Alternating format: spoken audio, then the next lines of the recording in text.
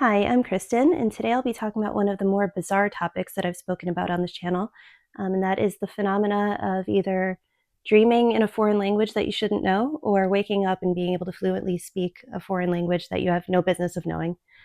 So this is something that has happened to me off and on for the past couple of years, and it's really come full circle this past week where I was having a full conversation in another language, and this one concept was being discussed. And when I woke up and looked it up, the word that was mentioned to me ended up making sense, and it was just completely mind-boggling. So to quickly talk about kind of what the medical community thinks about this and how they frame all of this. Um, it's typically called foreign accent syndrome, excuse me. And this is not actually anything to do with an accent, but it has to do with people being able to speak a language that they previously didn't know. And so, in all of the cases that I saw that were being cited online, people ended up having a type of head injury or a stroke, or they went into a coma. And when they woke up, they would be able to speak fluently in a language that they either learned in school or that they were surrounded by when they were children and they lived in a different country or a different type of community where that language was being spoken. The rationale for this kind of syndrome happening is that people have all of that language buried in their subconscious from when they were learning it or from when they heard it when they were really little.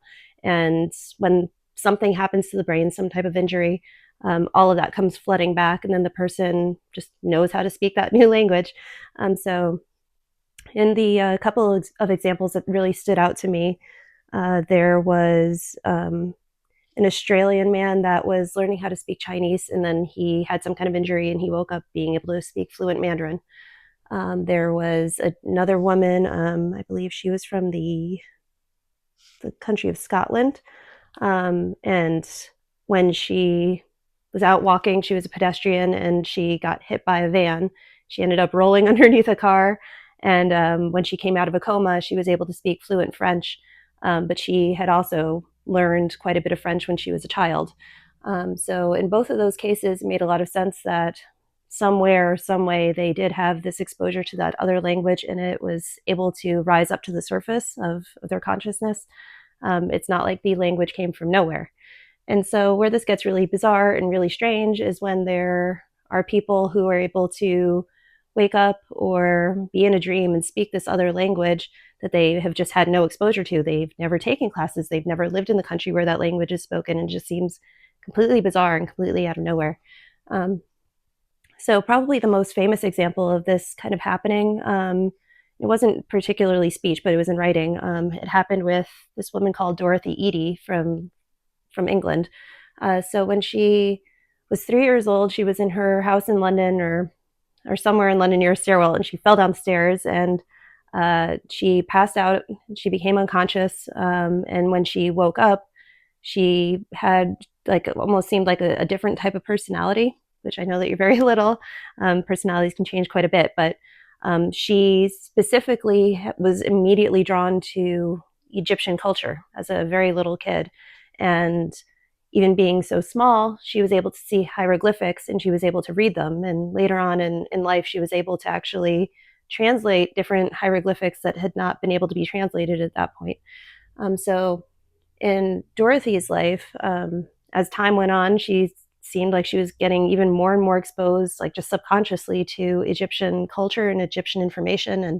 And she ended up going to the British Museum and she saw, I believe it was a recreation or a picture of the Temple of Seti the First, and she immediately was like just drawn to this picture and said like, well, I know that place, except like where are the gardens and where is this and where is that?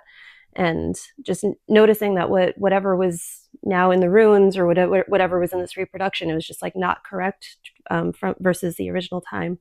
And so as Dorothy got older and older, she ended up getting a degree, I believe, in like Egyptology or some kind of Egyptian studies, and she did end up going to Egypt. And the location of the Temple of Seti that she had seen as a child and knew that was wrong, when she got there, she was able to point out, well, this is where this was and this is where that was.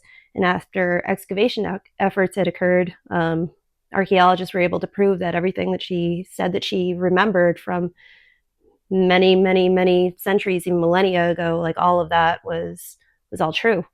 And so it just seemed like a really strong example of like past life remembrance and just how information can come flooding back to you that you really physically shouldn't know and definitely haven't had any exposure to in a current lifetime. So that kind of brings me to my current um, experiences that I've been having. So a couple of years ago, and I have some kind of notes written down, just so that I can go back and mention exact dates and exact words. But a couple of years ago, on August 19th, 2024, I had a dream where I was in a school and I was in what's called a tatami room in Japan. And I was being taught by someone just how to speak Japanese, and I was being taught about Japanese culture.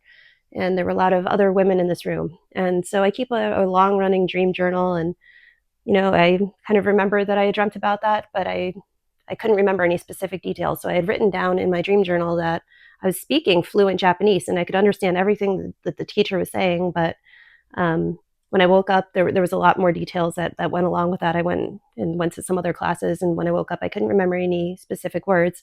So I just thought, well, that was really weird, but I can't prove that I was speaking Japanese in my dream. Um, and then, so cut to May 5th in 2025, I had another dream where I was back in Japan. And I believe the context was that I was with one of my friends in a little Japanese market, and we were waiting to go to a Taylor Swift concert or something like that.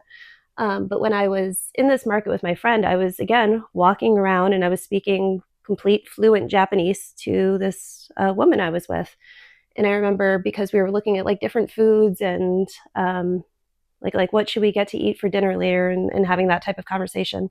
I remember walking by and saying like this type of food and this type of food, and it was all in Japanese. And I remember the kind of standout joke of the dream was that we walked by like an area where they sold meats, and there were steaks that were laid out, and I remember saying like steaky, and I just remember giggling and laughing about it, like steaky, like it's the funny way of saying steak. And so it was kind of like intersplicing like the Japanese conversation I was having with English, and just kind of noticing the parallels between the two languages. Um, and so I woke up from that and I kind of like Googled, I was like, does steaky mean steak in Japanese? And it does.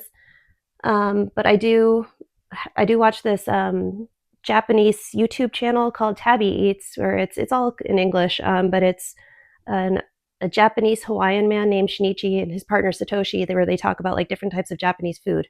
So I kind of wrote that off as, well, I know that I watch like these videos about Japanese food, and I must have just heard that word before and it just stuck in my mind. So I'm not going to think too much about that, or read too much into it of like why that would appear in a dream. Okay, and then so that was the last real time before this week that I remembered dreaming in Japanese. And then, so this is now on February 8th of this year, so 2026. I had a dream that was back in the void. So I've spoken about the void in some of my other videos, but I was just in this black space and I was with somebody who was just speaking to me in full fluent Japanese about a certain concept. And so I'm going to read from my notes here because it gets a little bit jumbled and a little bit complex. But in my dream, I was in my dream, I was being taught about the concept of detaching from outcomes and disregard for the life around you. The whole conversation was essentially about detachment. But the conversation continued on to talk about the unreality of reality and how extreme ego death unhooks us from our current life, leading to depersonalization and dissociation. And so all of this was in the Japanese language. So it's worth mentioning that I did not think of the word depersonalization or dissociation or detachment. None of that was coming across in English like while I was dreaming it. It was only after I woke up and wrote this down in my dream journal that I said like, well, this is what I was actually dreaming about. And so right before I woke up, my teacher emphasized that we must acknowledge and release and feel our feelings in order to detach and let go of everything. And she said the concept is called mukansen. And so I wrote that down exactly as kind of I heard it, like mukansen. And again, I woke up and I was like, how strange that I could speak so much Japanese like in my dream, but like who knows if it was actually happening or if that was correct or what was going on. So the day went on, and it occurred to me, like, that you could actually like look up that word mukansen and see if see what it means or if it's even a word. And so I went on Google and I typed it in and I said mukansen in Japanese just to see if it would come up with any results. And it said phonetically the word mukanshin could be what I was referring to, which means, quote, apathetic, indifferent, or nonchalant. It is a word used to describe someone who does not care about something. So that was very on the nose as far as like what I was dreaming about with detachment and not caring so much about your surroundings, like being apathetic and indifferent. Like that concept is exactly what I was talking to my Japanese teacher about. And so because that whole concept was so accurate, and I was just like, I just know for a fact that I was having like at least a half an hour long conversation with this person that was not in English. Like why why was it happening? Like why does this keep happening? Where does it come from? Um, so just as background for myself, I have never taken I've never taken Japanese language classes. I have never been to Japan. I've not really watched much content or anything that's fully in the Japanese language. Again, it's like I'll watch like little travel videos here or there, or again like videos about Japanese food, but I don't watch anything that's in fluent Japanese about Japan. So it's just in my mind, there's no possible way that I could have just like so much knowledge of all of these words and these concepts like in the back of my mind, buried deep down somewhere, for it to come back up to the surface if just I've never been exposed to it in my life. And so I guess it does beg the question of like what is happening when we sleep? Where are we going? And the way that I've really been thinking this week about like this Japanese fluency and just unknown knowledge that I now have, it almost feels like it's astral projection, or there's other types of spirits that are able to kind of like telepathically tap into our consciousness and speak with us and give us new knowledge. And even beyond the concept of leaving my body and being able to go somewhere else, like I would still think like, oh, well, I don't know how to speak Japanese. So it almost feels like in tandem with that, it's like our consciousness can just get so much bigger and hold on to so much more information that while we're incarnate, we can't hold on to. That when I'm not in here, or just when my consciousness is expanding outside my body in order to talk to these other types of beings or non-human intelligence, that I'm just able to hold on and just know a lot of universal knowledge that I otherwise wouldn't know. So yeah, it's been a pretty crazy week, and I'm really interested to see if these types of dreams keep happening, if I'm capable of remembering more words and more information. And these people that had the foreign accent syndrome, like when they woke up from their injuries or whatever was going on with them, they would have a period of being awake and being able to fluently speak during the daytime this other language. So I'm really curious to see if in the future I do end up waking up and saying like, oh, hey, wow, like I can still speak Japanese even though I'm awake right now. So if this is ever something that has like happened to you or a family member or a friend, or if you know of any other kind of like famous examples of people who have just known a lot of information that they shouldn't know, that they've never researched, never been exposed to, I would love to hear about it. So you could just kind of drop it down in the comments. And if not, I hope that there's maybe like an update coming from me in the future, if there's like more information that comes in, or if I learn more about what's going on with this or hear other people's stories, I'll try to come back and talk about it. So thank you so much for listening today, and I'll see you in the next one. Bye-bye.